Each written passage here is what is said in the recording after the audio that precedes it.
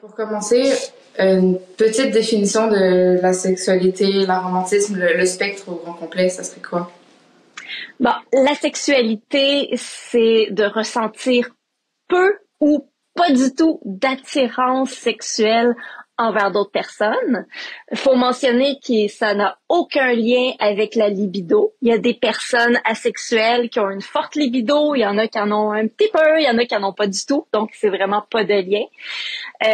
Et c'est une orientation sexuelle à part entière. Ce n'est donc pas un choix. Et côté aromantisme, c'est encore de ressentir peu ou pas, mais d'attirance romantique ce coup-ci. Donc, ressentir peu ou pas d'attirance romantique envers d'autres personnes. Et ça ne va pas nécessairement de pair avec la sexualité. Il y a des gens asexuels qui sont hyper romantiques. Puis il y a des gens asexuels qui sont aromantiques ou sous le spectre de l'aromantisme, qui est très large, aussi large que le spectre de la sexualité. Mon autre question, c'est qu'est-ce que quelqu'un qui, comme moi, est sous ce spectre-là, pourrait répondre à quelqu'un, un proche, qui nous dit qu'on se ferme des portes pour rien?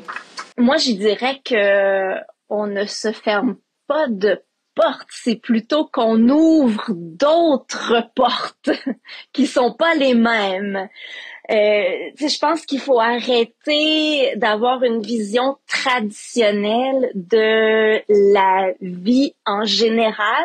On dirait que beaucoup de gens, et surtout l'âge de nos parents, là, qui vont croire que réussir sa vie, c'est il faut que tu rencontres quelqu'un, tu tombes amoureux, amoureuse, là, t'achètes une maison, ça te prend un bon travail, là, t'as des enfants, tu prends des vacances une fois par année, puis que c'est ça qui fait que ta vie est réussie, mais alors que, ben, pas nécessairement.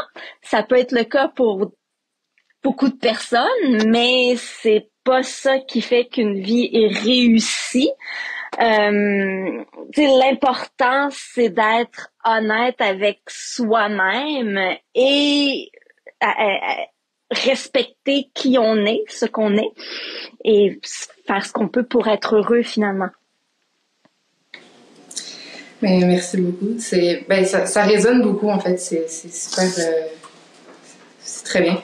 Puis ma dernière question revient à, c'est un peu autour de ça aussi, mais beaucoup de gens, de mes amis justement, qui me disent que, tu sais, ils ont peur par rapport à leur sexualité ou, en tout cas tout ça, de finir leur vie célibataire et tout seul dans une maison, puis genre avoir personne autour d'eux.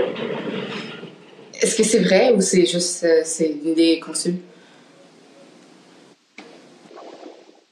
Non, c'est pas vrai du tout. Je comprends surtout l'adolescence pour les jeunes adultes, ça peut être un petit peu plus difficile de rencontrer.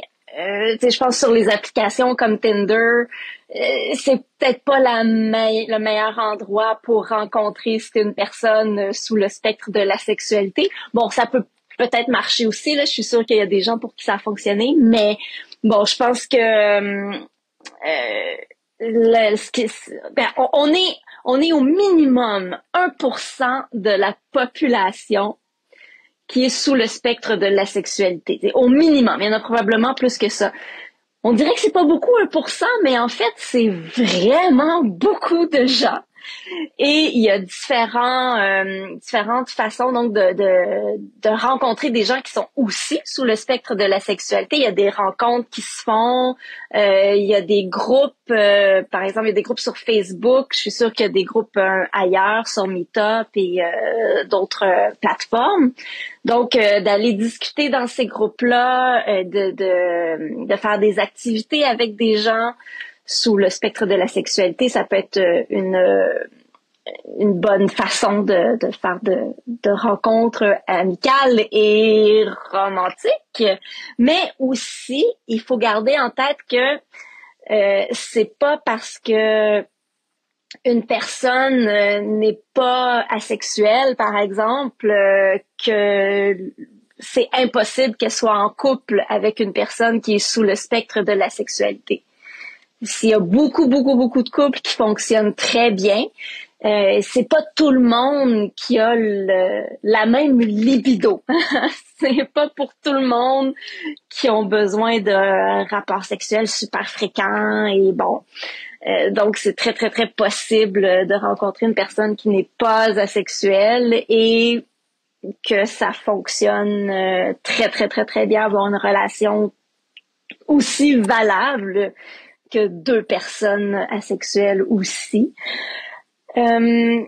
Puis, par rapport à la romantisme aussi, évidemment, il y a beaucoup de gens qui sont ouverts à avoir des types de relations différentes, qui vont vouloir être en relation avec une personne, même si ce n'est pas de façon romantique. Donc, non, c'est un mythe que les gens asexuels et ou aromantiques vont être tout seuls pour le reste de leur jour, là. Non, du tout. Il y a beaucoup d'espoir. Ouais. Je me disais aussi, puis c'est juste une réflexion que je me fais maintenant, tu sais, il y a aussi juste un spectre de... C'est justement, c'est un spectre, fait que c'est pas tout noir ni tout blanc, tu sais, des fois, il peut y avoir des gens qui sont demisexuels, fait que c'est juste spécifique. C'est jamais coulé dans le béton, puis des fois, tu vas juste trouver les bonnes personnes qui vont te comprendre, mais t'accompagner là-dedans aussi. Ça, c'est important. Absolument, t'as tout à fait raison. Oui. Puis, effectivement, parce que comme tu le dis, c'est pas parce qu'une personne est asexuelle que ça veut dire qu'elle ne veut jamais avoir de rapport sexuel. Ça dépend des gens. Il y en a que oui, effectivement. Il y en a que oui, ils veulent jamais avoir de rapport sexuel, puis c'est très correct. Mais il y en a d'autres, à différents endroits sous le spectre de la sexualité, qui vont être corrects avec avoir des rapports sexuels. Il y en a de temps en temps, il y en a un petit peu plus fréquemment, donc ça dépend des gens, là, ça n'empêche pas du tout. C'est un mythe aussi de croire que asexualité veut dire pas de sexualité dans sa vie, là. C'est pas ça. C'était super intéressant pour vrai, merci beaucoup. Ça a été vraiment agréable, puis je pense que ça a apporté beaucoup de réponses aux gens qui vont regarder l'échange.